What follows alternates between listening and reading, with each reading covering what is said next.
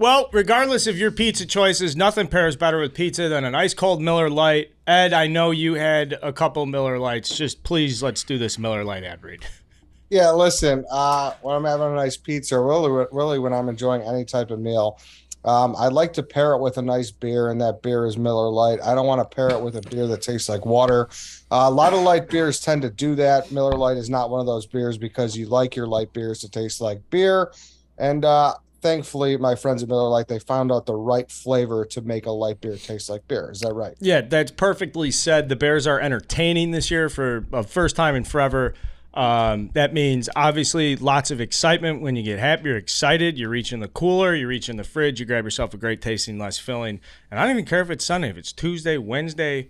Get that I had fridge Miller stocked Lights up. on Monday night, last night. Very, very casual and delicious, though, right, Dave? It's delicious, but it doesn't fill you up. So I was just shoving mountains of pizza down my face last night, and you need to save all the room you can for the pizza, but you also want to drink the beer. Miller Lite's the only beer you can do that with. Because it doesn't fill you up. It's less filling. Yes! It's less filling than other beers. I was waiting for the catch line, guys. Get Miller Lite delivered right to your door. Visit MillerLite.com/redline, or you can find it pretty much anywhere that sells beer, Ed. Celebrate responsibly. Miller Brewing Company, Milwaukee, Wisconsin, 96 calories and 3.2 carbs per 12 ounces. Hey, dude. Good morning, good afternoon, good evening, Chicago sports fans. This is Barstool Carl. And Dave. And Eddie? And Rudy. And Rudy. What's That up? is your name, And right? this is Redline Radio, and All Gas No Break Chicago Sports Podcast, brought to you by Barstool Sports Chicago, brought to you by Miller Lite, our good friends. And yeah, off the topic, Rudy. Welcome, Rudy, to the show. Chief is Dave. Where's Chief? Chief got infected in November of 2022 with COVID. No antibodies. They wore off. He's down for the count. He didn't make the trip out to New York City for the Dozen Live show. So we needed a fill-in with some hockey knowledge. Welcome, Rudy. I'm filling in for Chief. It's an honor. It actually is a weird sort of full circle moment because Chief is the only reason I work at Barstool. So I don't tell people who you are. Give yourself put a little bio out there for the people. My name is Rudy, short for Rudolph. I'm dyslexic. I played college hockey, and I do stool scenes. I do anus. I have a Twitch stream. Kind of a Swiss Army knife. He's a little utility player. Can I add an adjective? You're like a fearless Swiss Army knife. Yes. I feel like you're not afraid to do any piece of content. I've seen some weird stuff from you on like your social channels, and then obviously working with the Anus Boys. Like you, as far as weird stuff goes on the Barstool spectrum, like you can be pretty far on that end. Yeah, no, I'm at the point in my career where I'm a yes man. Yeah. You say that hop on. unapologetically too.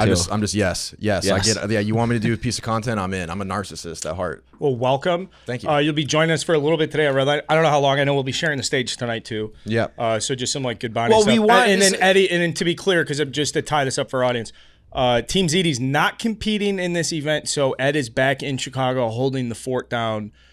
Things are okay, Eddie, I would assume.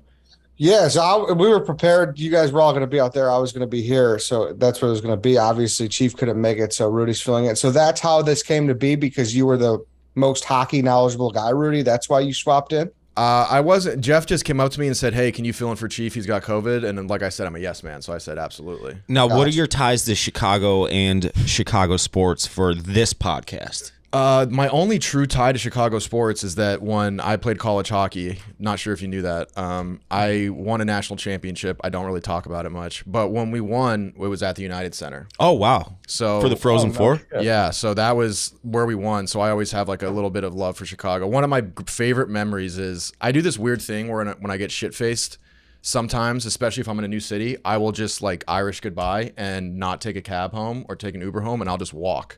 Because I like to test my sense of direction. I have a very good sense of direction. I did it once in Myrtle Beach, and that night after we won the national championship and went out and got absolutely crippled, I just walked like 6 miles home, and I found my hotel in downtown Chicago. And I just remember walking the streets of Chicago at night, which is not probably the smartest thing to do in any place, but it was a nice moment. So I do enjoy Chicago. I have fond memories of that place. So what do you think of the White Sox declining the player option for Josh Harrison? Disgusting. Absolutely disgusting. I disagree. I've been digging into this deeply, and I find it to be disgusting and a poor chess play by the prestigious Chicago White Sox, of which I am a fan. Huge We fan. need more. Careful. Of them. This. Now we're gonna go down this path here because Dave doesn't like when people just casually say they're fans. No. of the White Sox. He's allowed. This We is need more of earnest. them. This is earnest. I've talked to Rudy many times, and I know he's as diehard and true blue a White Sox fan as there is on the planet, and that's why he's now. Actually, he's just taking Chiefs' place perpetually and just moving forward. So, Chiefs out. Chiefs fucking out. Rudy's fucking in. Get better, I Chief. like that. No one said that. Get better, Chief. Yeah, get better, I'll Chief. say it. I like that you guys were doing some inside baseball. You guys were talking about your niche. What's the discussion? What was it, and what do you guys think it's Well, going to Chief, be? yeah, Chief was. I think it's Big Ten football because that's where me, Dave, and Chief are all equally formidable. Right. Um, From 2000 to 2010. without Chief, two legs of a tripod. I don't know if that tripod has the same balance. So now we're talking to Rudy about his expertise. Now, for those of you that don't know, Rudy's one of the highest scorers. That is true. In the trivia league. We got a little mercenary. Now, again, I don't know if that's necessarily Tracy McGrady, Allen Iverson, early 2000s, put up a ton of shots because the rest of your teammates suck on offense type stuff. But I do know you put up big numbers, so I am interested in your expertise. And that was Premier League soccer is Premier League. typically my niche. The other one that we go with is The Office. I don't know it as well, but that's one of those ones similar to your strategy where like Jack knows The Office really well. KFC has like a tertiary understanding of it, and I have a pretty solid understanding. So that's like one we cover all our bases. So it's usually either The Office or Premier League. We just flip We flop. should start going Seinfeld probably. I can give you a little Bookmark bit of that. season 1 or 2. Ed, do you find that amusing? What do you think we should be worried about? Because I also should disclose we are competing against the Anus Boys tonight, and Rudy did just get the Anus producer job after Owen went to the Tim Dillon show. So I was going to say that. I didn't know that. Congratulations. That's great. Thanks. I will say I think you're in good hands. I've worked with Rudy before on a reality game show when it's like the peak of backstabbing and whatnot, and we never turn on each other. So he's a trustworthy adversary. So I think you're in good hands there. I don't think you have to worry about him. But like, no, he's a competitor, and he's not going to tank when there's hundreds to thousands of people watching us tonight. There's absolutely no way I see that is, in spite of him being tied to the anus. But he's going to want to shove it down his, and I'm using air quotes right now, bad podcasting, boss's throats. Yeah, and I said Subscribe it. to They're the my YouTube they're my page. bosses, and See like their so. quotes. But the thing is that I will say this: Nick and KB are not the kind of people to get in my ear and be like, "Oh, like throw this," or we'll give you something under the table. If hypothetically I were producer of Pardon My Take and we were playing against Big Cat, he would be doing all kinds of things to try to get in Because my he's head. a scumbag, yes. He would be bribing. He would be working in the shadows, back channeling. Nick and KB are not like that. Also, I am. I want to pad my stats. I want to put on a show. So the competitive nature of me is going to keep me from. Also, if we do well, Jeff said that your mom, my team, is going to be getting points. So I'm incentivized to do well. So I will not be throwing, as it were. Now, tonight's event at what's it called? Terminal 5? Terminal 5, for yeah. the dozen is sold out officially. Shout out to Jeff D. Lowe and the brand that he has built. But this weekend there is a massive UFC fight down the street from here at Madison Square Garden. Ed, you're not going to be here. I will be in attendance, and I will be in attendance with Chuck Naso. Thanks to did Dave just transition to a game time ad read? I just did. Beautiful. my Exclusive God. ticketing partner is Barstool Sports. I can guarantee the lowest price. Dave? I What absolutely is going did. on? It Dave wasn't- spends a weekend with Francis at a fucking polo tournament. He comes out here with A+ transitions. Who is this man? This wasn't an ad read as much as I feel it A in lifestyle. my plums. Yeah. I feel it in my plums. Are they right? That's how they're ripe for the Smooch? plucking right now. Take them down to the farmer's market and all that stuff. But yeah, I'm going to the UFC event. First ever. I am very excited. Israel Adonijay. what? How did Israel Adonijay? Adesanya. Adesanya. You're I'm in red line radio mode. Tell me about Well, Israel I was going to say, Adonijay. if we were doing plums, we could just roll up. Adesanya. Manscaped's coming next, Dave, if you want to do the... Well, we'll get there. We'll talk about my plums some more. But It's called Style Bender Israel Adonijay. Adonijay, a former Bears player who was pretty good for a hot minute. He actually, when you said that, I just thought Israel Adonijay was Now fighting. was in UFC. See, was on that- the undercard. All 6'6" of them, 6'8". He was a big guy. He Number was huge. 71, if I remember correctly. I think you are right. Man, he was so good at blocking field goals, and I remember going to so many games, and the tickets were so expensive and hard to get because back then they didn't have game time, and now we do have game time, and it's. Can I say fucking? It's fucking sweet. It is fucking sweet. And all you got to do is download the Game Time app, go to the account tab, create a login, and use the code RLR, short for Redline Radio, for $20 off your first purchase. Terms do apply. And that Finish it, Dave. is perpetual.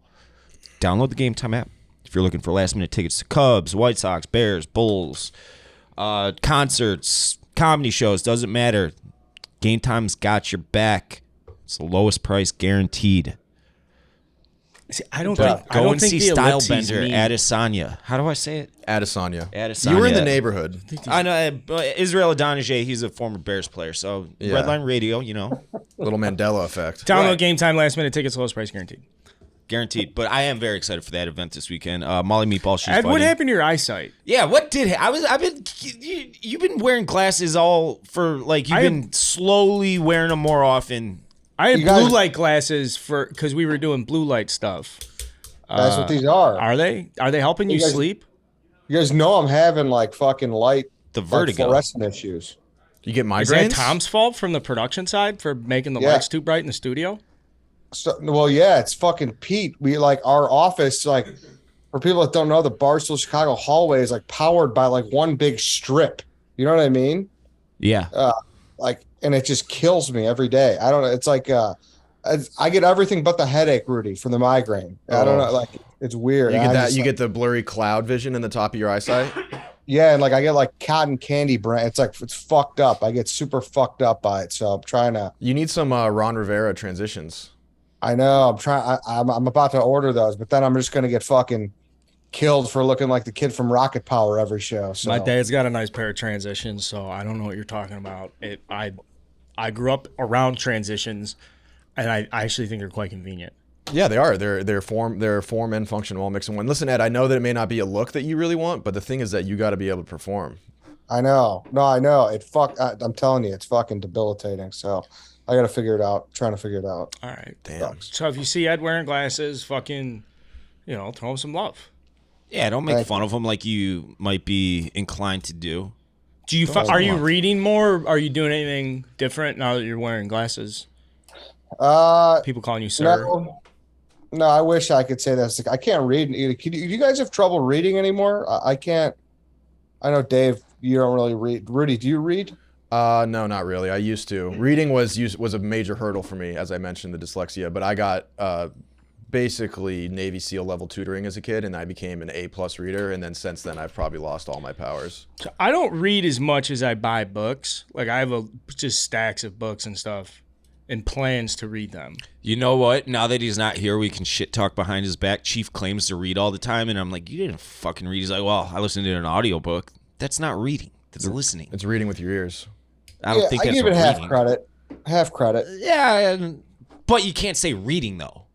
Yeah, not but you're reading. digesting. You're digesting a material that was written. Definitely, but Yeah, but you didn't read it. You didn't read it though. See, I don't think you He ever. loves that move. I don't think you. If I listen to an audiobook, I never come clean because who's going to be able to prove you otherwise? If you listen to an audiobook, you just say you read that book. Who's going to fucking? See, check I your- know it. your That's receipts? but that's what he's doing, and I'm letting the people like I would do the same thing. Yes. Yeah, but he made the But- mistake of saying he listened to it. That's Right. the number one mistake. It's the number one mistake you do not do because it is So what embarrassing. about this? I know this girl who's in a book club, and she said one of the girls listens to it. Is that fair or no? Is that That I bullshit? think you can't do that. It's allowed, but it's frowned upon. Like I think it's sort of like juicing in baseball. You know, like you may retain the information well at a high level, but people are going to look at you differently, for sure. It's like not gonna joining a get- fantasy league, but then like auto drafting, or you're not really into it. I don't know why you would commit to that, but then not be in it. Yeah, you're not on board. You're, Like you're just in it passenger. for the group chat. right. Do you like? I do that thing where I read a page, and then if I like don't fully process a line, or like if I like daydream or I'm thinking about something else, I'll reread that line 18 times. Yeah, I know what you're talking about. That's another trait of dyslexia. You might be a brother. Yeah, I also had that with the third episode of Andor. I had to watch it so many times. I just got through the first 15. So I understand exactly what you're saying. I confront that when I do read one of the books that's in my stack. I do have often, but it's more paragraph. I get to the bottom of the paragraph. I have no idea where I'm at. Yeah, That's like I have a I've brother. had pages just go by, and then all of a sudden I realize I'm like fantasizing about like going to Venice with Sydney Sweeney, and then I'm like, I got to rewind this. Yeah. And then you're like, Yeah. what the fuck? Wait, she you're a said? And then Sydney you're Sweeney fan? 45 minutes. Who is Did you not a did Sydney you Sweeney read fan? anything on the Chicago Bears since we last talked on Sunday that made you feel a certain way, good or bad? Or did it make recently? you more dyslexic? No, I mean, the whole world's like sucking our dick now. It's quite the opposite from the beginning of the year when we were not the fucking hot team, for the hot offense, I should say. It With the is hot very quarterback. weird. I The Bears actually are so cool right now. they are. I haven't had this much fun watching the Bears. It's a stress-free fun as well. Like you're not worried about the final score. You're not worried about, I'm personally am not very worried about the defense at all, in spite of it being horrific. It's really entertaining, and I look forward to watching them every Sunday, and it's not a chore right now. I got to watch a whole game on the flight, by the way, to come to New York City from Arizona. It's a nice convenience. It was the best thing of all time. It really is. That is nice, dude. When you hit it on it, that's so good. when that happens. I got DirecTV on my flight, threw on the NFL Network or whatever channel it was on, and watched the Bears game on the flight. I get Wi-Fi and streaming on planes. That makes sense to me. Like I can understand the technology, amazing technology, by the way. But live TV is like when they run the DirecTV on that plane and that thing's humming at like 440 miles an hour. That is amazing. It's I Nirvana. loved every moment of it. There is something I about And you live watching close to those. O'Hare. What do you know about that?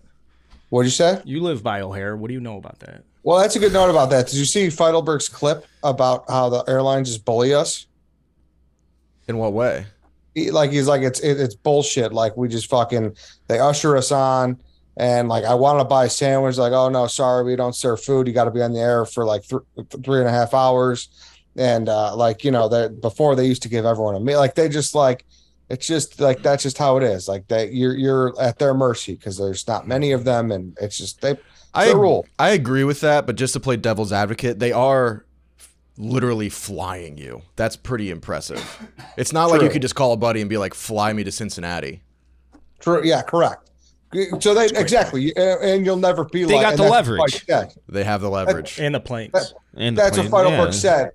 That's what Feidelberg said. He's like, you're not going to be like, oh, I'll just drive to California instead. Like, you just can't. You're at their mercy. However, I feel like when are we going to get to the point where you're going to know if you have a TV or not? Yeah, Yeah, I'm sick of being surprised. No, I don't want to give out any free advertising, but I've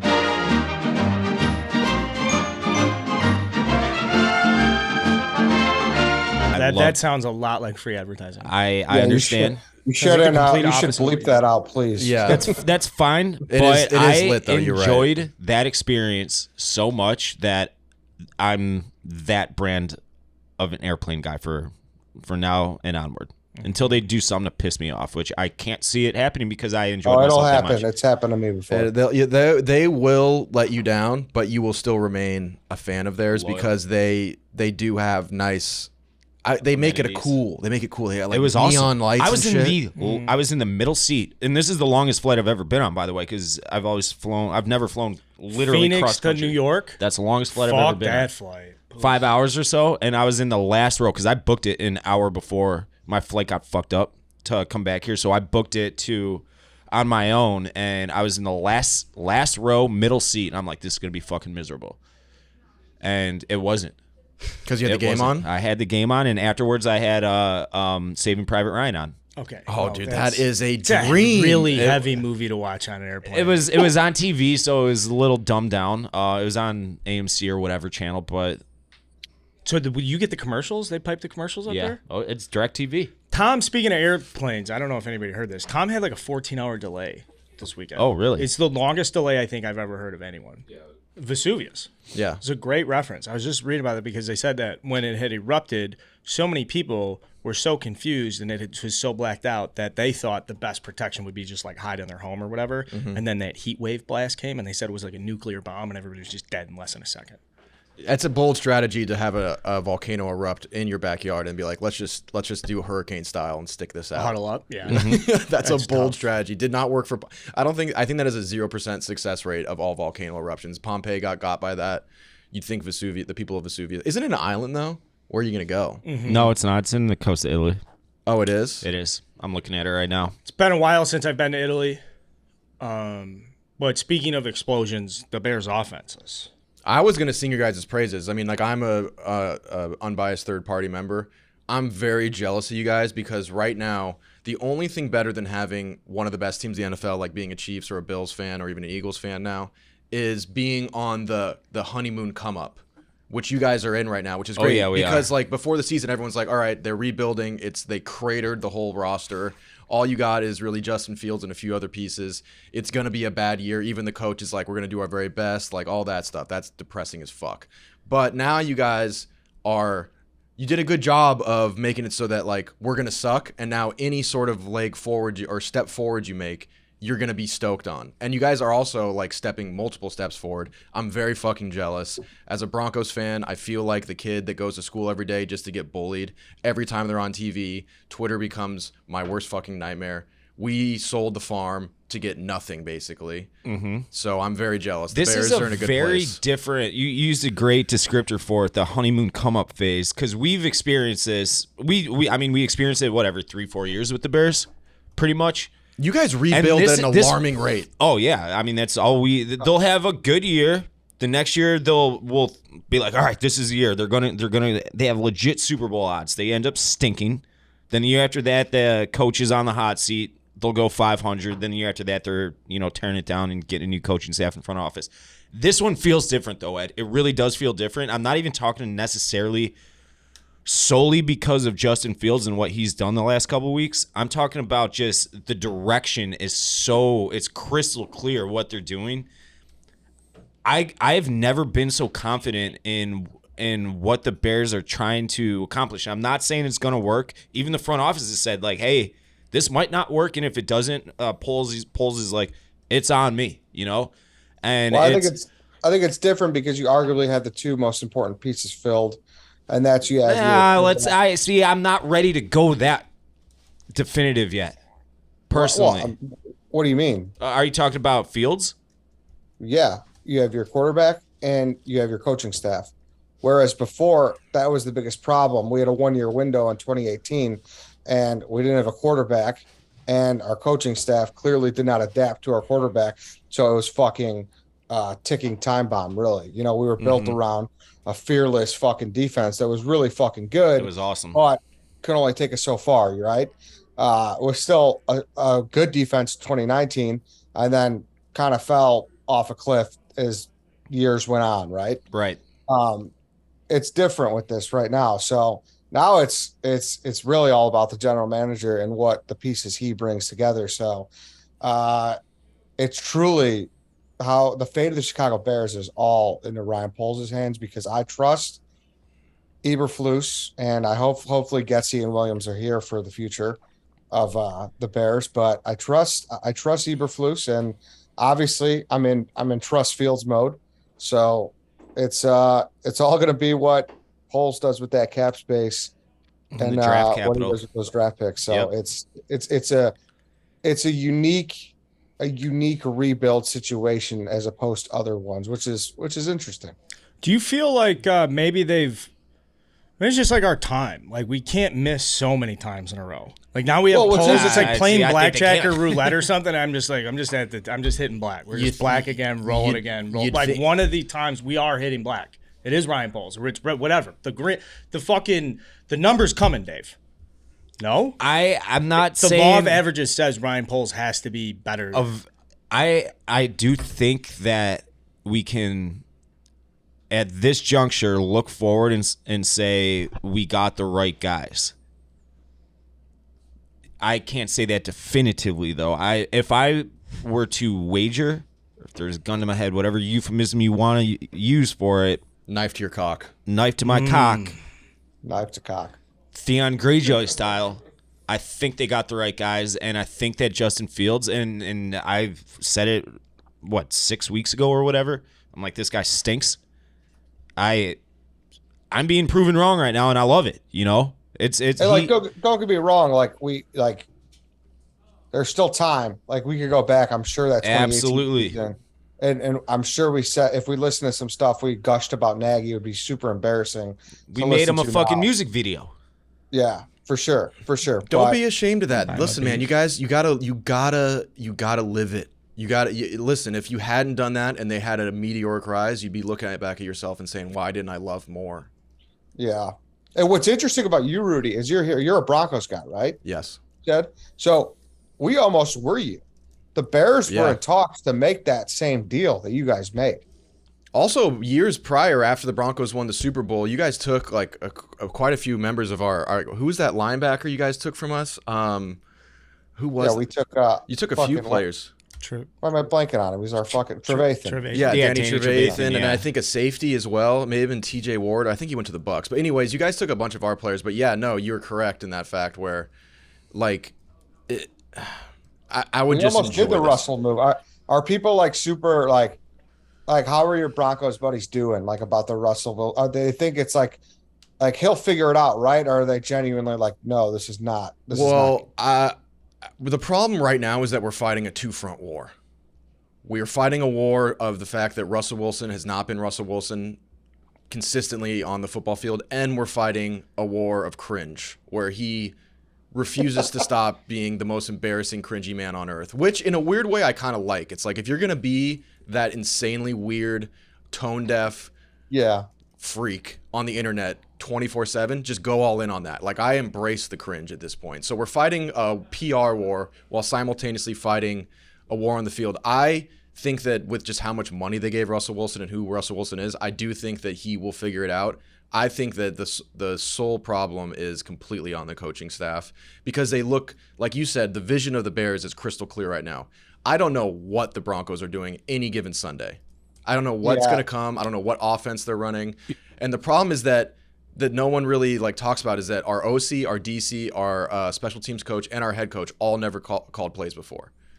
And I understand that in the NFL nowadays, you want to give new guys a chance because they might be the next McVay or whoever, these young guys. But like the problem is that you're rolling the dice with heavy odds. So like they all just don't like they all look like they have that 1,000-yard stare every time like a certain decision has to be made. So I think the coaching staff is the main issue. I'm smitten for Sean Payton right now. It probably won't happen. But I am putting my faith in Russell Wilson mostly because we put $250 million into him. And it's like, what are you going to do? Like, what else are you going to do?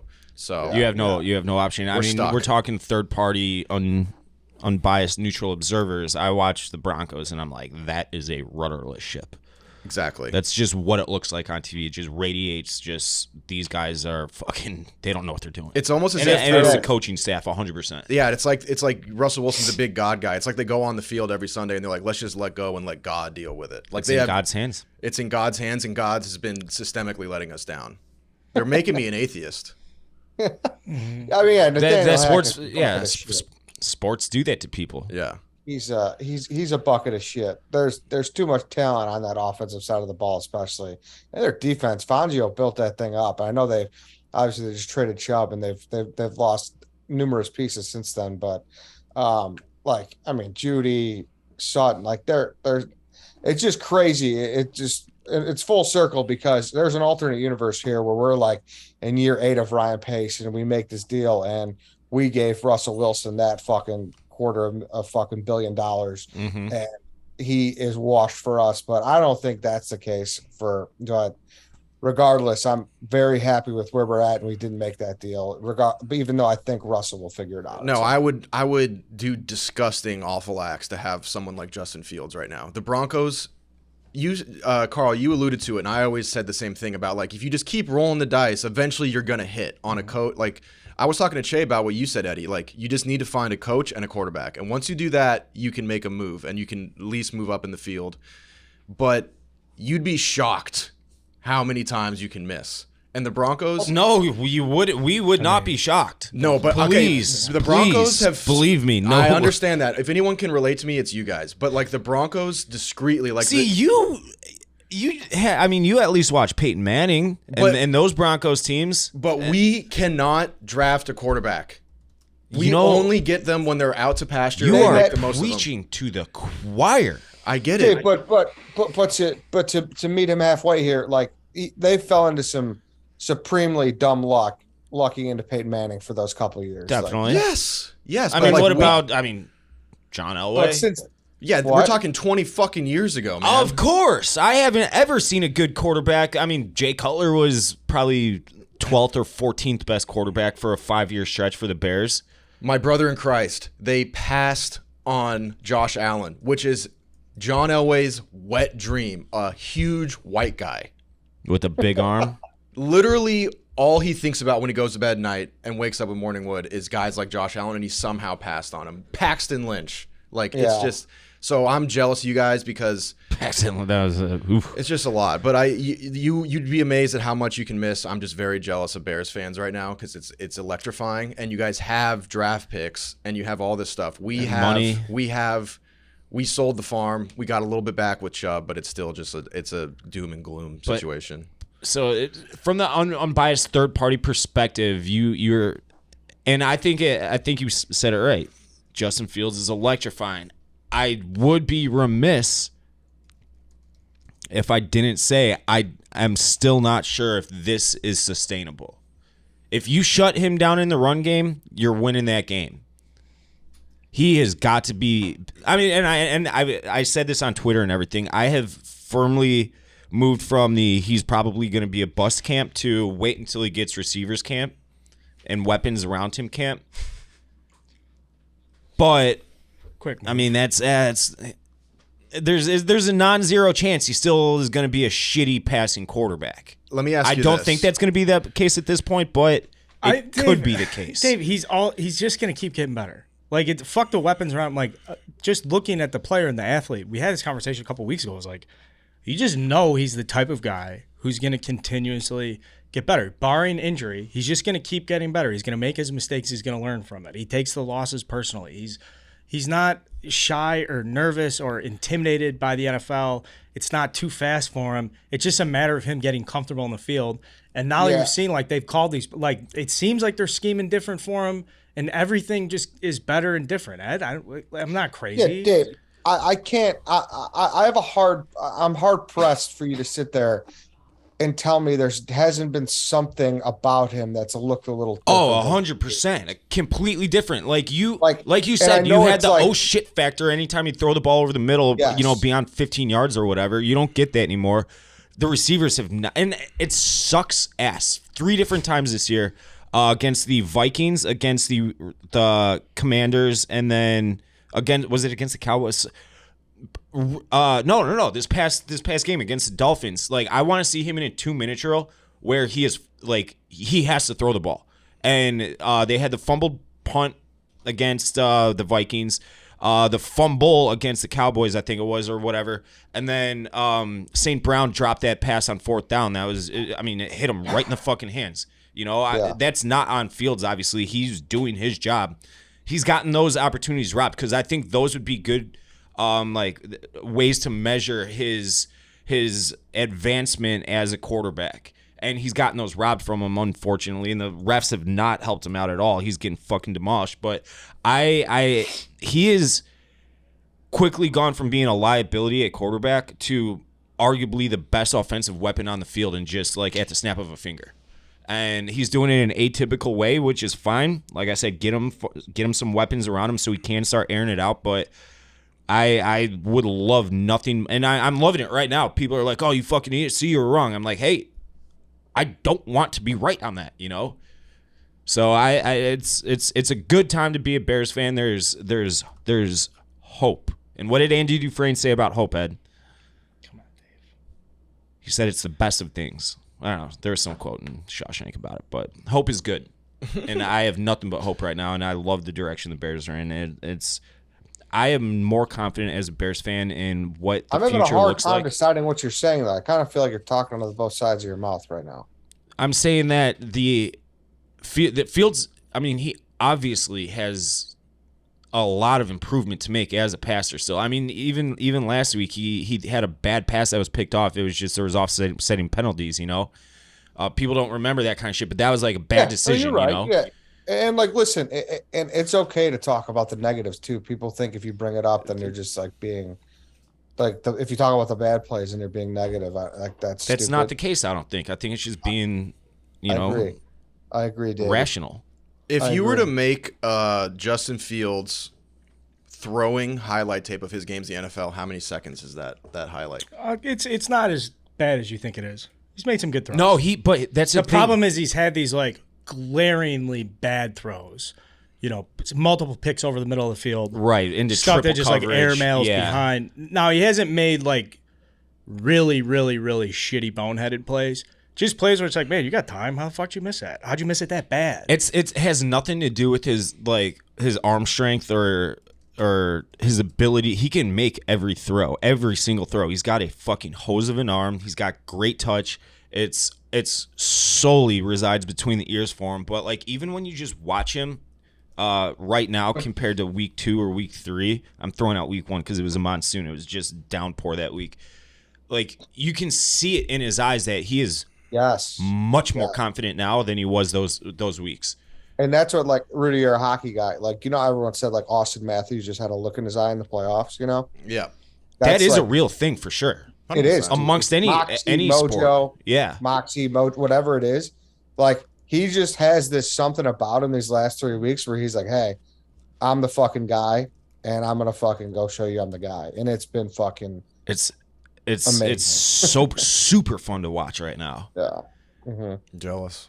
And Well, I was gonna say, I mean, whether or not it's losing by 3 was a good thing. It was a perfect tank loss. You want to win, but 100%. losing's not the worst thing. that was by far. I know you were in the air. That was by far the biggest theme of the Twitter Spaces. Yeah, I missed was the like, Twitter we came Spaces. in very happy. Now, whether or not it's smooth sailing for the Chicago Bears, let's take control of your balls and make sure those are smooth.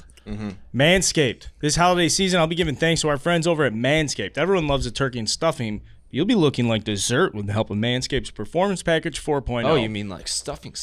Oh, yeah. The Lawnmower 4.0, all new skin safe electric trimmer. I love that they keep updating this.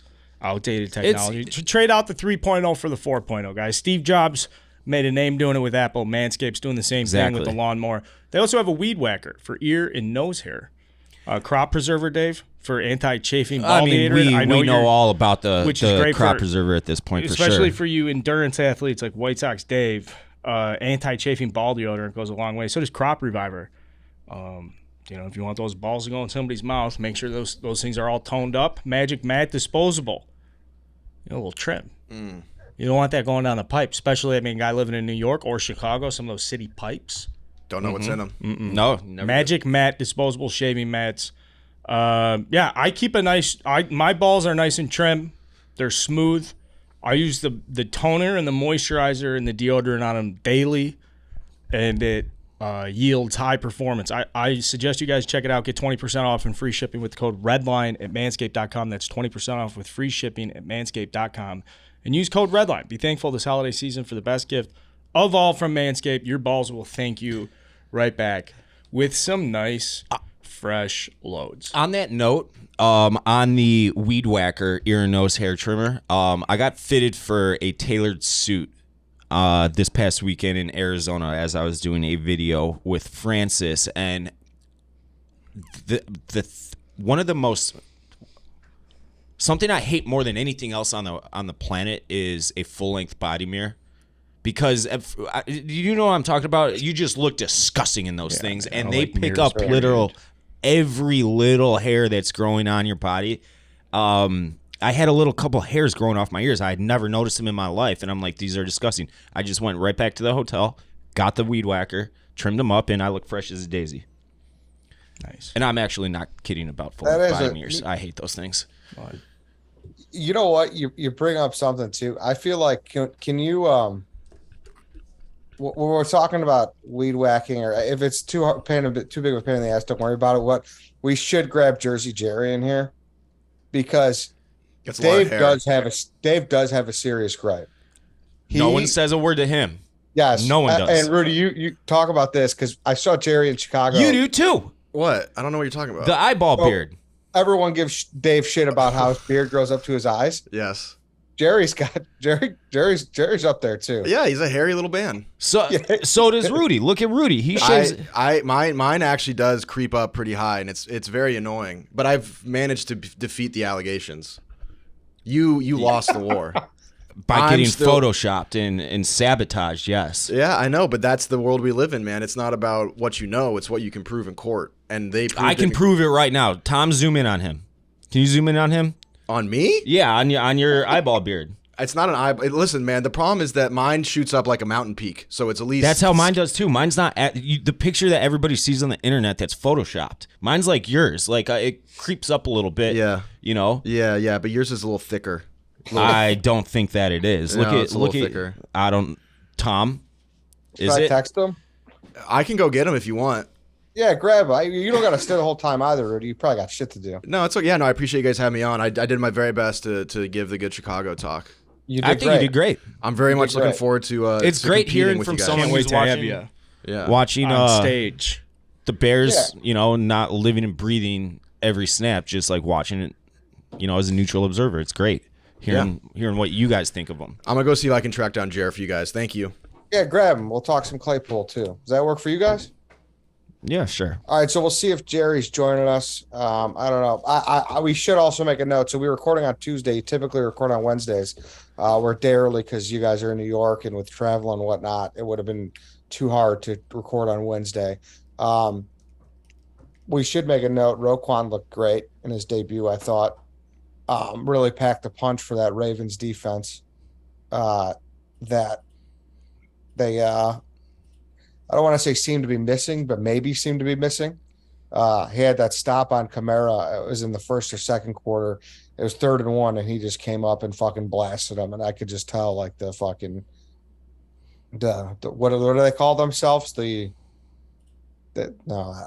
not the steel curtain. The Ravens. The Ravens wall, whatever it is. Yeah, whatever. How sweet did he look in the Ravens jerseys, though? The Syracuse, whatever, like the fuck, I don't know, something in honor of that fucking guy. What's he doing? Is he alive still?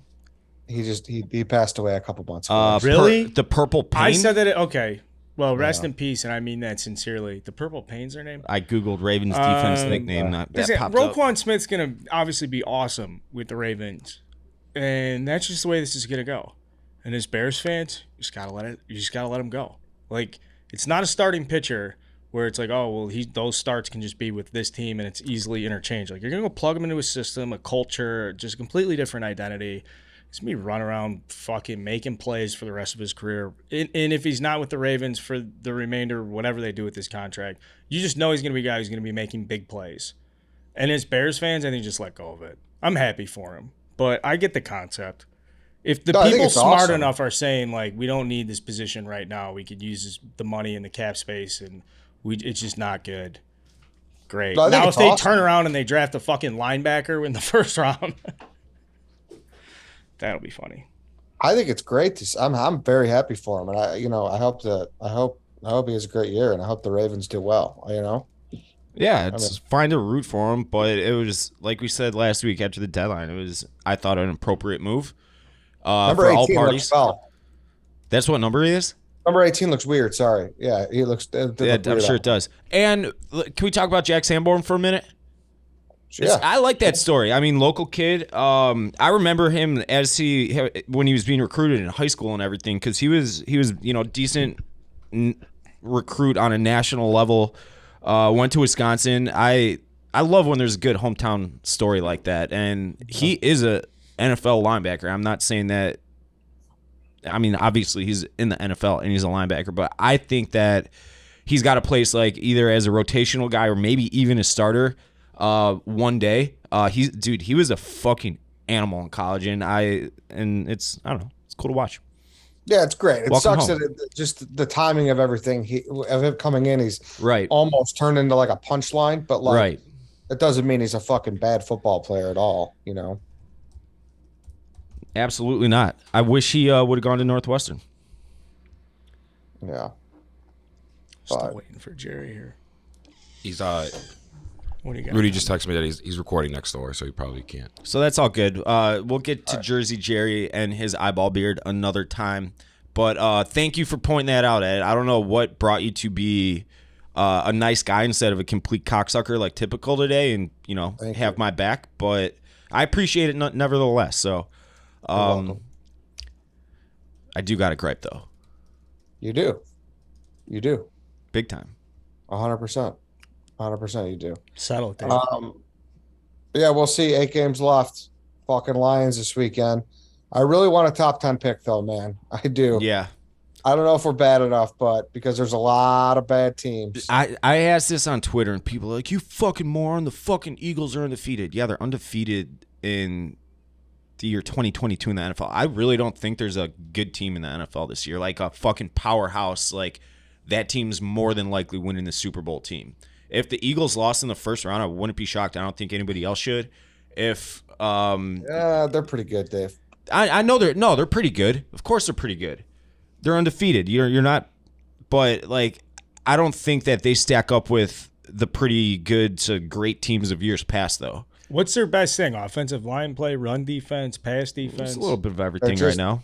They are very, very well rounded, Carl. They're very well rounded. They have a strong defense, and offensively they got weapons. Jalen Hurts is playing well. They're just very well rounded. I'm looking at not to transition too hard, but I'm looking over at the couple mock drafts, and they're just a lot of. I think the top 3 picks. There's 3 big quarterbacks. The fact that the Bears have quarterback figured out, like that does kind of help them too. If Fuck yeah, it does. You can trade 11 back and get an extra first or something for the fact next that year. the fact that they're going into and you're saying, hey, I want a top 10, and then Fuck yeah, going that into the helps. top 10 knowing 100%, you're not even going to be lured into those interviews and those questions. You just know exactly, like you rule that out. I feel like that opens up so much brain power and so much opportunity. Definitely. And it's nice. But yeah, I'd like to be. We're not bad enough to get top 5, but in the 8 to 12 range would be nice. Be nice.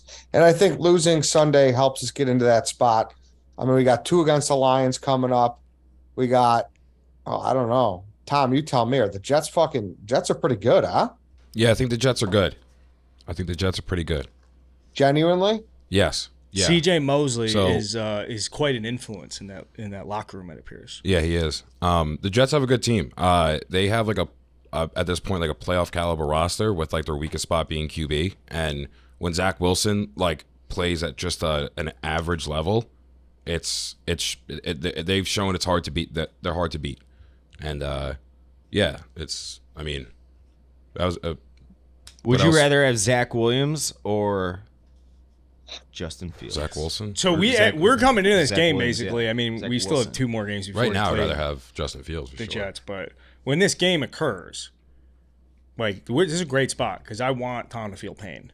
I want the Bears to beat Tom. I want Tom to be mad at the Jets. Oh yes, I love watching my Because if there were friends 2 fail. shitty teams, I don't want a toilet bowl. So this is the next best thing than both teams being good is one of the teams being good and the other team being in a position to like if the Bears were good and the Jets were bad and the Jets beat us, Tom, you'd fucking come in and just rub it in our face. Wait, if the Bears were good and the Jets were bad, but the Jets won, I'd rub it in your face. Fuck yeah. Well, are you guys I feel like are you done? Does that mean you're done talking shit? Then does that mean you're going into it saying that? I think the Jets are. You're saying expecting the the Jets are Bears- good too. What are they? 6-3? Yeah, Just had a big home win against the Patriots. No. Bills. Thank Bills. you, Bills. Even wait, better. so you're saying that when going into Jets Bears that the Jets are the better team? It's on the road, Tom. Bears are on the road. Okay, Don't do that no, to me. I'm genuinely asking. You guys have. They're probably a better football team. I think this is the first time you would even say that. I mean, we're 3-6, Tom. A lot I of know. close Yeah, losses there's though. 2 more weeks to go, right? I think right? Yeah, it's November 20, like the weekend after the Sunday after Thanksgiving. So Yeah. Uh-huh. a couple more weeks. Yeah, that'll be an interesting game. So we got the Lions twice, the Jets, the fucking absolute butt Packers. They're bad. Yeah. That's gonna awesome. That's going to be a fun game, I think, Yeah. because you guys are going to. you guys are going to be way better. Watch fucking the Bears beat them and win. It probably behoove them to not beat them for once, you know? Yeah, fuck it. I'll go fucking. Yeah, I'd rather win and, fuck the Packers. Yeah, I'll go 4 and fucking 13. Like, that's fine with me. If we whatever. And then Eagles, Bills, Falcons, Vikings. So should be interesting. So, all right, I'm seeing, all right, I would say they're going to beat the Lions. That's going to be a fucking shootout, I think. Probably, toss up versus the Falcons, so two. Jets loss, Packers, I think they're going to win. Eagles loss, Bills loss, Vikings loss. They got 5 losses on deck, Ed. They're going to win. They're going to go probably 6-11. I think so. I never know too. Vikings might be in a position to sit people that. Yeah, that's very true. That's very true. I mean, they're going to run away with the division at this point, and that scares me as well. But it'd be nice if they just have they keep losing like they're losing right now, just by a score, but by no fault of those who matters. Yeah, exactly. I just need like I said in the post game show, keep listening to those spaces. Those have been fun.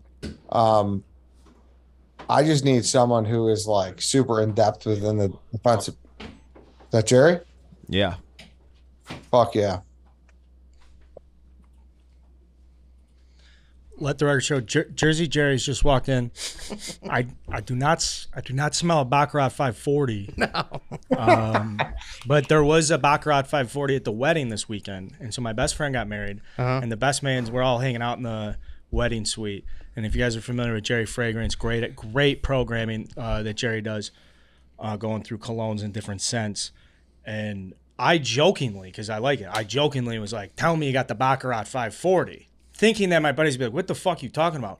The best man goes into the bag, pulls out the gold travel case. Yes. And he goes, if you come listen to my best man speech in the bathroom, I'll let you wear the Baccarat 540. And I was like, I cannot wait. What are we please. Talking about right now? It's like, how expensive is this bottle? It's expensive. It's about $900 a bottle. Yeah. And is it your favorite? Or what's the tagline? Girls, you're going to get I mean, laid. this is all inclusive. I mean, it's the full package. This is anal, this is vaginal, blow job, hand job. This is everything all in one. I mean, what I got on now is just first base. This is just Givenchy, gentlemen. I mean, you're going to hook up. I am so lost on every. We're talking about, so Jerry Fragrance, he has a seemingly unlimited amount of cologne. Yeah.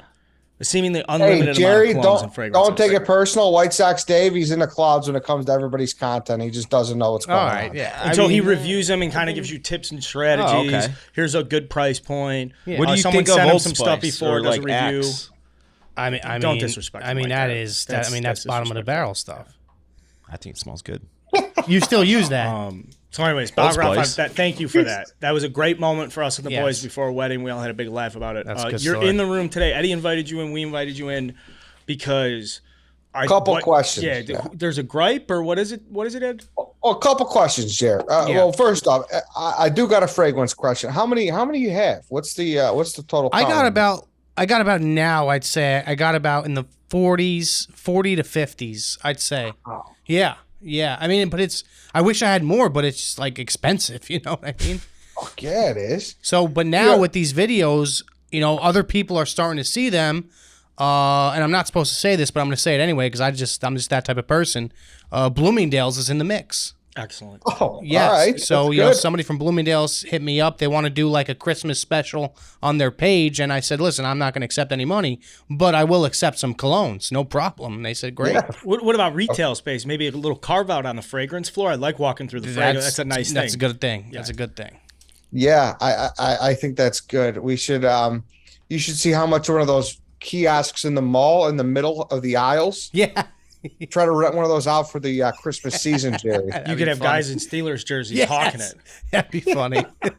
So here's a question, Jerry. Mm-hmm. Our pal White Sox Dave right next to you. He gets a lot of gripe. A lot of grief about his beard. Yeah. Okay, Guff. And he and as a bearded gentleman yourself, it appears your beard runs pretty high as well. Yeah, right by the eye.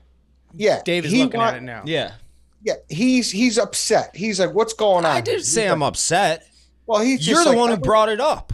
No, but you said this to me before. You're like, How come everyone talks about my beard and nobody else's beard gets talked about in the office? I think That is true. I mean, That's fair. I think I'm hairier than Dave is. Really? I think so. Yeah. I mean, Thursday this week, I'm going to laser away. I'm going to get my back laser. How many treatments is that? Eight treatments. Do you mind What- talking cost? Yeah, Yeah, it's 'cause about 3,000. I did a special. So you know what I'm in. I did my back 8 sessions, and my girlfriend got her armpits and vagina for free. Oh, And it was about $3,000. nice little toss in, huh? Yeah.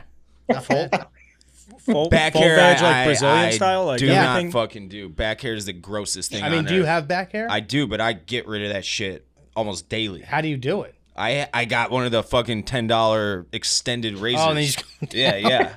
See, my girlfriend does You got any mine. stragglers? You probably got a big Oh patch no, of stragglers. I'm sitting doing the double mirror, like opening one mirror so I can see in the back, and I get it good. But What why do is you he mean? You upset got like about his a- beard? Why would he be upset? Because about people make fun of my beard, and they don't make fun of everybody else's beards. Jerry, it's bad. it's not even. Do you shape your beard up? I just buzz my face with like what you see right now. Okay, because This this is, is I not did it normal for yesterday. me. Why? Because I'm sure you guys have seen, like, I usually have like a lineup. You know what I mean? Yeah. But I'm gonna grow out my mustache, so today will be a day that I shave my whole beard. But I mean, I think you have a full beard, right? Yeah. It connects everywhere. Mm-hmm. I mean, guys wish they had that. That's what I 1,000%. said. 1,000%. And did you ever see the picture of when he? Yeah, I see. When we were at dinner. That's photoshopped, and people think it's real. See, It's photoshopped. It's bullshit. It's a libel. it's a tough picture. It's bullshit. See, you Google my name, and the first thing that pops up is a fucking White Sox Dave beard. I can't. So, but okay, that picture right there. I'll give you some honest feedback. Yes. You need to go lower with the line. You can't have the line so high. You have to start the line here, right at your lip, and then go. I mean, These are photoshops. What do you? oh, that's a Photoshop. Yes. Oh, Yes. that's a fake picture. Yes. Oh my god. Yes. But you believed it, Jerry? I believe that. I mean, that just looks ridiculous. I think it was Ken Jack that did that. Oh, And it's man. I think it was Quiggs. or whoever it was, but Hey. nevertheless, it's salacious, and I don't like it. Wait, Well, did you say earlier that you rubber band your fucking your buzzer onto your snow scraper and that's how you do your back? What? No, he has an extender. He said. Oh, okay. Yeah, I've seen those like on Amazon. Yeah, and you stuff. can get them on Amazon for Yeah. like 10, 50. They're cheap. Gotcha. They're I think- big ass Bic razors, Yeah. basically. Guys I'm in the thinking union of- talk about this stuff. They say, "Hey, my beard, your beard." I mean, not really, no. But we had like a shaving policy in our union because we worked underground. Yeah. Are you worried about the woman going bald eagle permanently though? What if you don't, I mean, I'm not really worried about it. I mean, I don't like hair. Like I shave my body. You know what I mean? I can't stand hair, so I shave my arms. I shave my legs. Yeah, I don't like hair at all. My facial hair is great, but what I'll do is I won't actually like shave my leg. I'll just like buzz it with like a buzzer, and every couple months I'll do that. Once it gets long enough, I'll do it. Gotcha. It just grosses me out. I don't know. I don't like body hair either, so I'm with you. I wouldn't shave my arms or legs or nothing, but back, I'll drop $3,000 next year on if you can permanently get rid of back hair. Is it like fucking baby's ass bald? Yeah. So the thing is, you have to go there with a clean shaven back, and it's like one treatment, and then you wait like a month. Another treatment, you wait another month, and they say by like the 8th session, you're completely done. And with this company, I did a lot of research. Their reviews are pretty much better than everyone I've seen, and they have a bunch of locations. So they said it takes about 8 treatments, and then you'll be done for life. You won't even need touch-ups. So they're like, we're running a promotion. That's in. I'm in. If you do it today, we'll give you or your significant other 2 small spots for free. And then I said, okay, what about armpits? Because obviously girls shave their armpits. And she said, yeah, well, we can do armpits and we can do vagina. And my girlfriend's like, done. I want to do it. Because my girlfriend does like the waxing shit, but like she's like tired of it. Yeah, well, that's what I wonder. Some guys like a little hair. You know what I mean? Or some girls do too. You know, I don't know if it was like a. What would you get lasered, Ed? Well, I've thought about doing the back as well. Yes. I've had just last week we I had seen Hannah that. on social media. She did a little strip off. Have you ever got yours waxed, Jerry? No, but I'm a big fan of the nose wax. Oh, I've never had that. It feels great. Really? Yeah, Yes. that's such a good one. Yes. Now the problem with the mustache and the nose wax is sometimes they will clip that, Yes. and these are not friendly hairs No, to pull out at all. It's no. a very sensitive part of the body. Yes. 'cause I the- just the use skin is very I use thin the on the upper lip. Manscaped for that. Just zzz, Yep. zzz. But I'm good. a waxing, I'm getting to the ears. One of Ears? these days, yeah, I'm gonna have to do the ear wax. I think not for another couple of years, but I can start to feel a couple threads come out a little. You bit. know what Dave should do? He should go to one of those barbers that do the. You know they put I did that the thing on a the week face? ago. Yeah. Oh yeah. And I then did they it ripped for it the off? first. Oh no. No, I didn't do that. I got first time I got like a barbershop shave, Oh, okay, gotcha. and it was magical. I mean, I can't wait to do it again. It was You fucking think that's awesome. a sign of like an old guy who's just like basically a Walking Dead when he's got hair out of his ears? Like he's just like that guy's no longer alive. Yeah, He's just yeah. he's just His a life corpse. is over with. He's got nothing else to live for at that point. Jared, what do we so what do you think? Claypool. We talked a little bit about the bar in Chicago last week. Yeah. You think you like him? I told you. I said, listen, if the Bears figure out a way to use his talent, he will be a very, very good wide receiver too.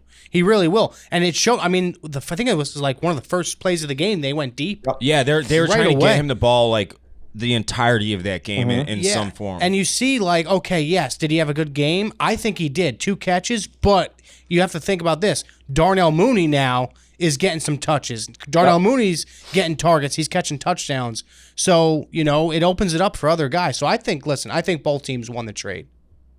Dude, you're not lying because when that first throw, I threw it up, they drew a flag.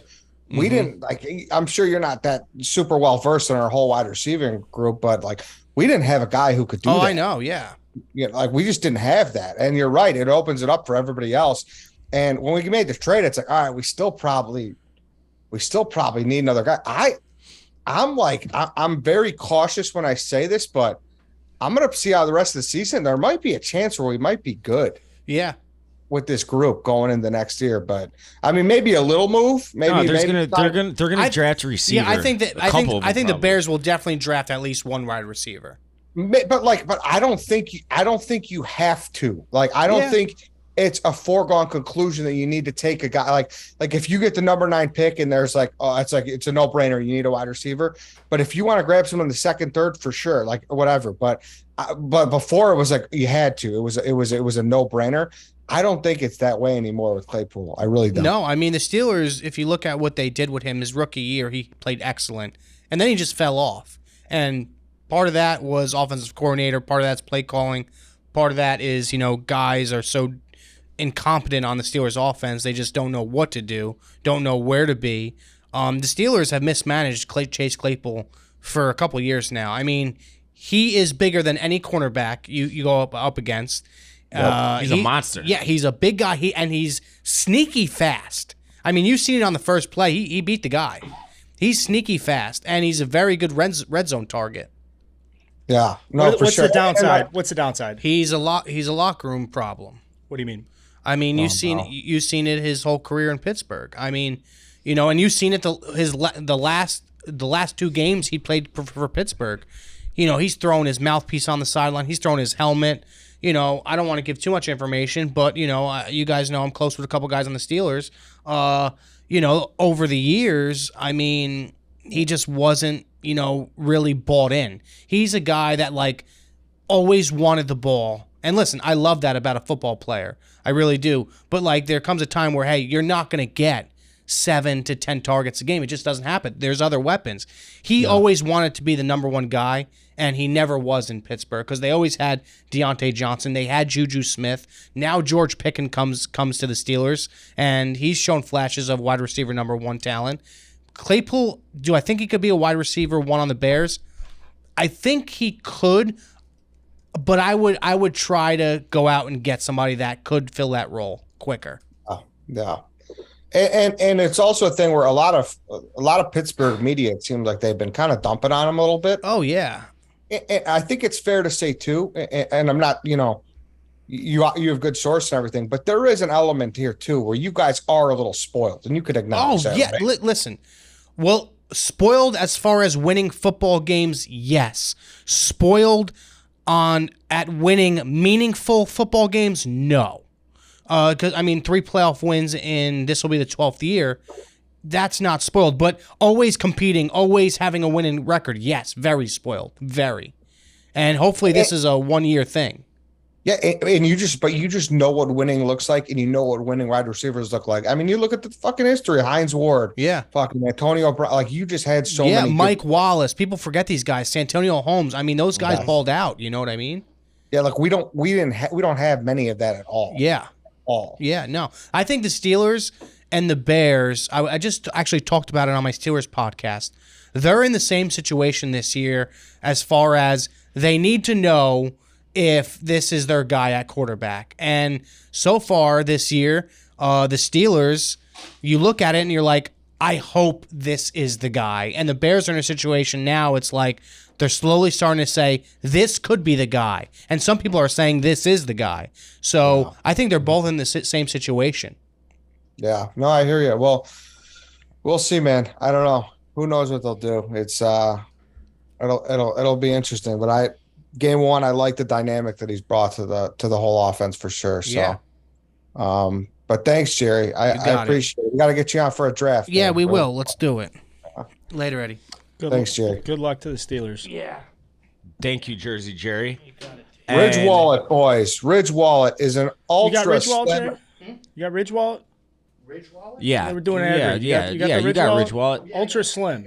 Ultra slim. Very slim. RFID technology that blocks when you go to the airport. No threat. No threat. Save your money. Baccarat 540. Thanks, buddy. Ridge But in all Wallet. honesty, Ridge Wallet. You got it. You got to have a Ridge Wallet. You got to. Yep, Ridge Wallet is an ultra slim minimalist wallet. It holds up to 12 cards plus room for cash. There's over 30 colors and styles, including carbon fiber and burnt titanium. It's made with RFID blocking technology that protects you from digital pickpocketers. They also have a new key case to help organize your keys. It secures anywhere from 2 to 6 keys. It organizes your keys in a compact silhouette and fold out for easy access. There are 6 colors and styles, including carbon fiber and burnt titanium. Go to ridge.com and use code RLR for 10% off your order.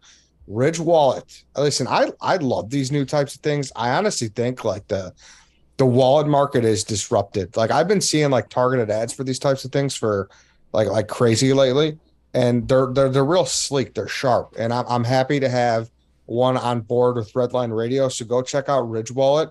One more time, go to ridge.com, use code RLR for 10% off your order, and start using these. That's all you need is 12 cards and a couple keys, right? So being out in Scottsdale this weekend, this is a point of it's an insecurity I have about myself. I have at this moment, I think it was $20 at Nordstrom Rack, just a Levi's standard pleather wallet.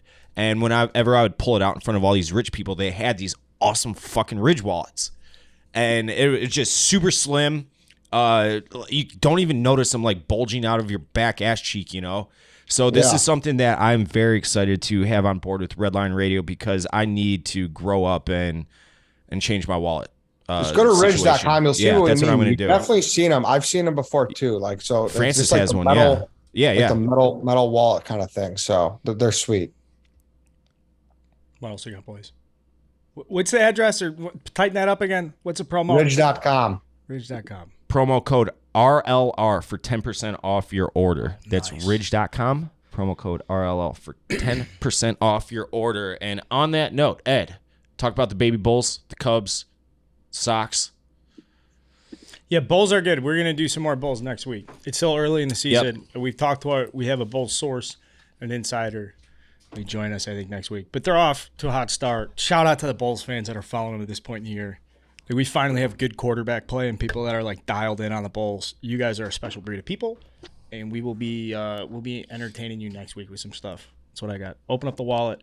Here's something for you. I saw the White Sox are not rumored, but like They just keep their name is just tied to so many Should be. free agents. And does baseball get credit? Is it like this in other sports? The Houston Astros hadn't even finished their fucking parade, and Edwin Diaz signed a $100 million deal.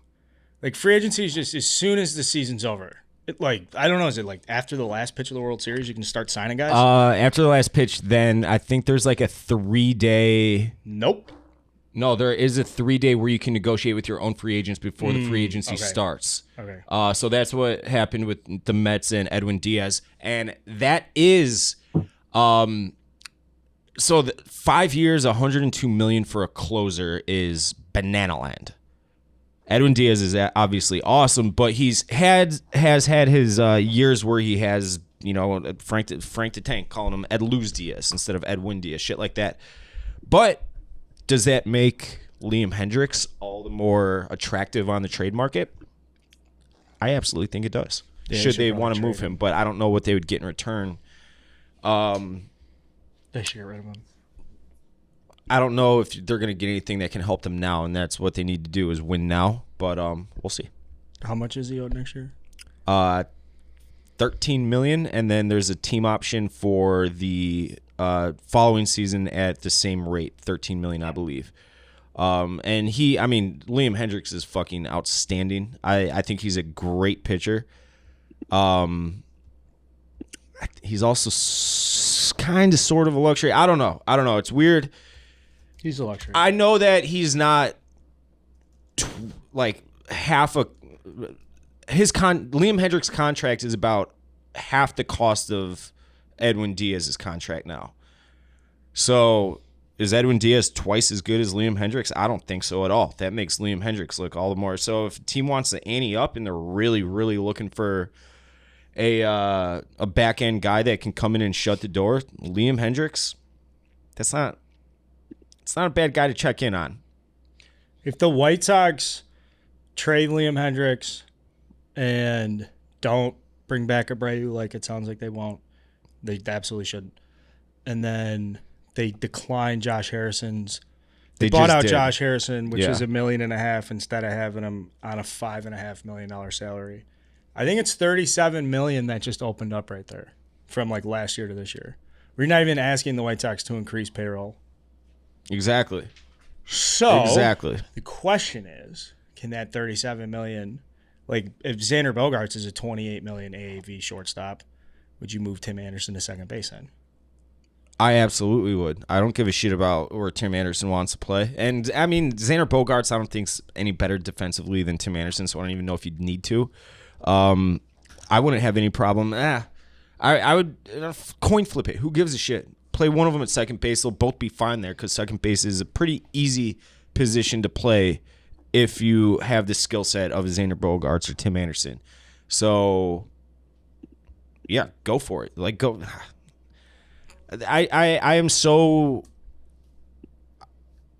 How do I want to phrase this? I know how the White Sox work, that I don't even think it's worth bringing up those types of blue chip guys because it's just not going to happen. I know everybody's reading like, oh, best fits for Aaron Judge. The White Sox, of course, that's a great fit because they are desperate for a right fielder that's actually good, and that's what Aaron Judge is. It's just never going to happen. They're going to reshuffle, try to keep these guys healthy, augment the roster. Hopefully they catch lightning in a bottle again like they did in 2005 after they traded Carlos Lee for Scott Podsednik the offseason before that, which was not a very popular move at the time because Carlos Lee, he signed a $100 million deal before $100 million deals were ever even given out, you know? Yeah.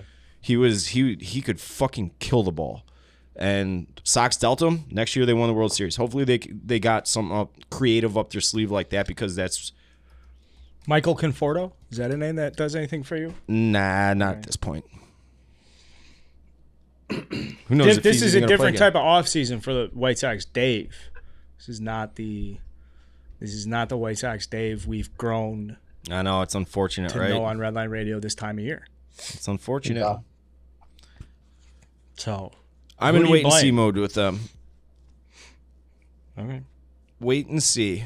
But other than that, not a whole lot in White Sox land. I do really like the Pedro Grifol hire, like I had previously mentioned. I wrote a long blog on it, but everything that I wanted them to do to kick off the offseason with their managerial search was to, like I said, scour the bowels of 29 other organizations and land on a guy. And it seemed like their due diligence was fantastic for this hire. And that's all I can ask for. I'm not saying it's going to work, but I think the process to finding and landing on this Griffle cat was the perfect way to go about it. So even if it doesn't work, I won't be like, oh, those fucking like we are right now with Tony La Russa, where they just burnt 2 years because they are an asshole franchise. So it's pretty much all I got on White Sox land. What do you got on Cubs, Carl? Rizzo opted out.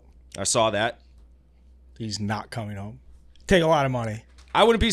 Nah. But good for him because he could go get the exact same deal. He could go get another 2-year, $33 million deal. Right.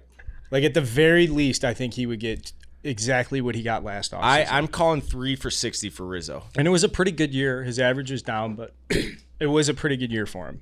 Like, his weighted runs, created plays, I think it was like 132 or 133. Yeah, he had a and his OPS in 10 playoff games was over 1,000. It was like 11. So, like, he showed up in the playoffs. I think he was like 9 for 30-something in the playoffs. And he was the only guy that showed up. So that's all that shit that helps him because that's part of his brand and narrative. He was healthy enough. Like, he missed some games and stuff. But, like, yeah, he's a guy that instantly went into the Yankees, one of the hardest places you can go and as a free agent, First and base, won people over right his away. Defense is unreal. Like, there aren't people who have much shit to say about him, right? Like, most Yankee fans are very much pro Anthony Rizzo. Yeah. Love Rizzo. But I don't think he liked playing in New York. I don't think so either. I think there was like a lot of stuff where he's like, all right, guys, come on. Everybody fucking chill out. I mean, it can't be a desirable location right now, right? No, it's definitely so one of the worst. One of the worst That's why. spots. Yeah, I mean, it came out like there's like it came out like that agents were saying that multiple players in the locker room after that season ended were like it sucked to play in New York. I know interesting enough that like one thing I learned this year was like just talking to different people and like working on the show with Jake is that like with the Yankees that's unique to them more than any other team is like the Yankees refuse to develop young talent at the big league level. They're just part of their organizational philosophy where it's like if you're not fucking good enough to be here, go back to AAA. So part of what's hard for the Yankees to develop guys since their core in the dynasty, like now that like where are all these guys? Like how come Aaron Judges? Why aren't there more Aaron Judges? Why aren't there more people that like drafted and developed? And I guess just like where the Yankees went with their dynasty from the Jeter days is now they're at the point where like that front office and organization, it just has no tolerance. From like, oh, okay, don't worry. Well, you're young, you're good enough. Like when Gleyber Torres came up right away, he was an all-star. Like if he wasn't, Gleyber was supposed to be that future. Frustrating, right? Yeah. I saw Castellani had an interesting tweet that he said, hot take, Castellanos is just Javi Baez with a weaker glove. What did you think of that? That's what he's turned into. Have you watched him play at all? I mean, he swings at fucking everything. Yeah, he was tough in the playoffs. Everything. He didn't really protect Bryce Harper. That's not a hot take at all. If you watched him play this year, he was brutal this year. The Phillies were rumored to be in on a guy from the top position player prospect from Japan. This like 27, 28-year-old, short, very good, like on base guy. And the Phillies are rumored that he like wants to play for the Phillies. They're going to sign him for a lot of money. And the Phillies already have 3 outfielders that are like they already have Castellanos, Bryce Harper, and Schwarber splitting 2 corner outfield spots in the DH. So I saw that I was like, well, Schwarber and Harper ain't going anywhere. What does that mean with Castellanos? John Middleton has a fuck ton of money. So even if Castellanos is out and down, like I don't think John Middleton gets nearly enough respect, the owner of the Phillies, for being a guy who'll just throw a fuck ton of money everywhere. Because he like he got out of his family business and liquidated. He like made billions of dollars. So he's not like one of these owners where it's like, oh, my family money's tied up in the ownership of it. Like they're out. He made his fucking money. Yeah, and he just dumps the cash into president of Phillies. baseball ops who loves nothing more than to swing for the fences in free agency. Is he a Brother Rice guy? Who? Dombrowski? No, he went to Richards. Richards. But he did go to Oakland and Western Michigan, studied accounting. But is there any reflection there where it's like they let both those 2 guys walk? Like clearly that was a good move, right? It was a good move to let Javi walk, but at the same time, Javi just had his first year in the contract with the Tigers. They were a bad team. He was around all these young, undisciplined guys too, so all his weaknesses are exasperated.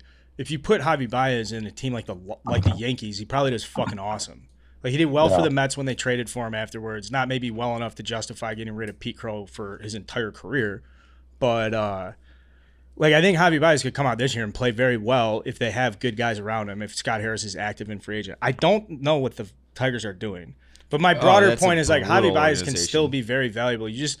The idea that they paid him to, like, be the guy. I The think the guy Cubs were instead of smart a enough to be guy. like, this is not going to Yes. be the guy. You can't Right. make him the guy. But to Dave's point, yeah, like, he can definitely be a guy. Yeah, But just you don't want him showing up Yeah. to the field being like, I'm going 3 for 5 today. Like, no, you can't.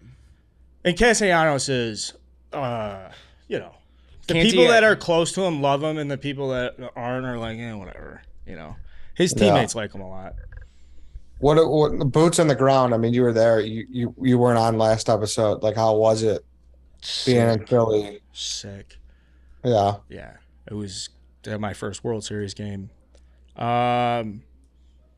They hit 5 bombs off Lance McCullers. You like this? I sat next to Kevin Nagandi randomly. No, Die-hard Philly guy, the ESPN anchor. That's what Just I thought. die-hard Philly fan. Had his young boys with him and the wife, and he was just going nuts. For some reason, I know Kevin Agandi. For some reason, my brain went like instantly to ESPN anchor, but then it went to Nandi Asamoah, the cornerback for the Eagles. But, sorry, I don't know. No, why. it was a cool atmosphere to be around there, and Philly fans are great. That city doesn't get nearly enough respect. It's a fucking sweet city to hang out with. We didn't get our tickets for Game 4. That's a funny story I'll tell offline. And so we end up at the Barstool Philly bar, and it was fun to just like, you know, it was fun to be around the city while vibes were really high, and then we were there when they got no hit.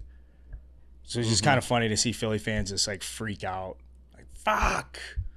I mean, you want to talk about the highs of highs and then the lows of lows. Fucking explosion versus an like. Whew. Bryce Harper's leadoff or first pitch homer, Game 3, first World Series game at home. And then there was like something about Penn State's fucking earth science lab registered like an earthquake or something. Yeah. Like they had an alert come into their system and they tweeted it out. Where it was like, Richter scale or whatever. yeah, be careful, Philadelphia. He was like, no, those are just Philly fans going nuts. Are you guys going to the college basketball tournament this Friday? Maybe. Are you going out to that, Ed? No, I'll be in Chicago. Because it's on the Wells Fargo Center's right there with Citizens Bank and It's all right there. Yeah. Lincoln Financial Field where the Eagles play. It is so fucking sweet. I mean, there's obviously cooler ways to do stadiums like locally and bars and whatever, but Philly was just like, fuck, we're going to take South Philly. We're just going to create this box. If you're going to sports, you know, if you're going to watch one of our pro sports teams, like this is where you're hanging out. I like the repeatability and the consistency of that. It's very easy to get in and out. They did it right, it sounds like. Now, my overwhelming reaction, though, about the Phillies going to the World Series and seeing it and seeing Citizens Bank, and like, I think this should resonate with White Sox fans too. Even though you guys do have a really high payroll, it's hard to say this, but Cubs fans at 15th highest payroll, go spend fucking money. They had 87 wins. They got hot. They had momentum. Like, unless you're going to be the Astros, which is being the best team on paper, you still have to at least throw your hat in the ring. The Braves won the World Series last year, surprisingly. The Nats upset the Astros, even though they had great pitching, but that wasn't like an amazing team. So as you go into the offseason stuff, your teams, it's very frustrating because you can go spend money and see what it does. See what it does for the Phillies. And then you bring up guys like Bryson Stott, you have Alec Boehm. Well, yeah, those are young guys, but then they walk in the fucking clubhouse and, all right, there's Kyle Schwarber and here's Bryce Harper.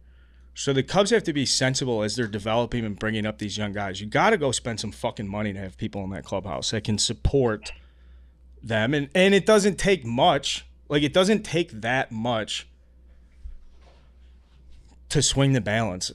If you can look at what the Phillies did and make it to the World Series, and they were close, dude. There were a couple games here and there. They had a nail-biter in 5. They had a lead with Zach Wheeler in the bottom of the 6th going up against Martin Maldonado. Who doesn't fucking like that? Like, they very well could a couple things. So for Cubs fans, White Sox fans, baseball fans in general, like, I am kind of getting away from this. We'll just wait because now is not the right time to spend money. It's like, well, there's 4 fucking high caliber shortstops out there this year. Go get one of them. Or go spend money or just go try. Like, just go, you know. Exactly. So that was my big takeaway from being on site in Philly. It was like, fuck, man. Like, what did they do? They drafted Bryson Stott 14th overall. They released Didi Gregorius. That took some balls, I guess. Like Reese Hoskins, okay, he's a 5th rounder from fucking like Sacramento State or something. You know, you just like go down the list. It's like, all right, Gene Segura's been on how many baseball teams? They traded a AAA for Brandon Marsh. You know, like the Cubs didn't even want to pay Kyle Schwarber $8 million, and he's out there playing left field. Like a lot of that is, and Bryce Harper's only getting $25 million, which is fucking not a lot. No, at all. that's Traded for JT Realmuto. Like those are sensible decisions. That's the craziest part about Bryce. So it was a 13-year deal, and when people are talking about the luxury tax, people are like more casual fans assume that it's so say they stack Bryce Harper so he's making 80% of his contract in the first half of his deal. It doesn't matter. It's only the AAV that counts against the luxury tax. $25 million 10 years from now is going to be absolutely fucking nothing with respects to what the luxury tax numbers are going to be a decade down the road. So everyone's like, why didn't the White Sox just pay him? Why didn't they just do it? Right? Yeah, Because he's going to be making pennies a decade down the road. Pennies. Utility guys are going to be making 25 fucking million. It's insane. But Yeah, and he broke his fucking hand or something this year and came back and was awesome in the playoffs. Mm-hmm. So, yeah, Cubs fans everywhere should be. Yeah, go sign Aaron Judge and instead of, fucking whatever loser they bring in to be a platoon with AJ Pollock. Ugh. So Wilson Contreras will get a qualifying offer for like $19.7 million. I don't think they'll. He will very likely turn that down. I'd be stunned if he accepted that. Yeah, no way. He'll get $80 million somewhere. So then he should sign somewhere. Like 4 for 80. And then depending on who he signs with, the Cubs could get a second round pick or.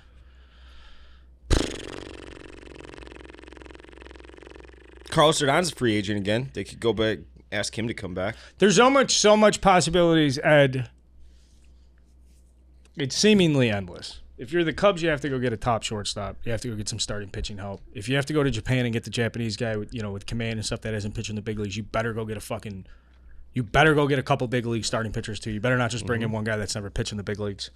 I'm like, all right, you add depth. Like I just want to see more pitchers and all this shit, and But that in the same respect, they might trade Ian Happ too and sign guys, which is weird to say, but Ian Happ plays left field. That's a replaceable position, and I like Ian Happ. If they do trade Ian Happ, I would love to see him go play in like Boston or somewhere with somewhere with good golf. So we'll see what it's looking like in January. But until then, Carl, all gas. Eddie, No breaks. and DJ play that shit. Get well soon, Chief.